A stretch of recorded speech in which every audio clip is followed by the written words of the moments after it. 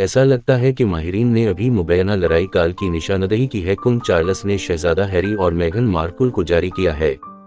شہزادہ ہیری اور میگھن مارکل کے کیریئر کے مستقبل کے بارے میں سوالات کا حوالہ شاہی مبصر اور ماہر امندا پلاٹیل نے دیا ہے۔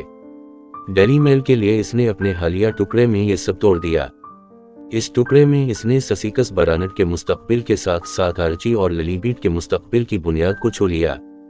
سسکس کے ڈیوک اور ڈچس کے لیے تباہ کن خبریں کہ مبینہ طور پر وہ اور نہ ہی ان کے بچے آرچی اور للیبیٹ کو چارلس نے ملکہ الزبتھ کی موت کی پہلی برسی کے موقع پر یادگاری تقریب کے لیے مدعو کیا ہے۔ ہر یہ دیکھتے ہوئے کہ ہیری اور میگھن صرف کرنسی شاہی خاندان کے ممبر ہیں، سنبھل کو خاص طور پر تلخ محسوس کرنا چاہے۔ اس سے یہ بھی پتہ چلتا ہے کہ آخرکار کنگ کو اپنا معاملہ مل گیا ہے۔ ہم سب نے مایوس کیا کہ روائل نے ہیری اور میگھن کے ذریعہ ان پر غیر معمولی الزامات عائد کرنے کے بعد لڑائی نہیں کی تھی جبکہ مرحوم ملکہ ابھی بھی زندہ تھی۔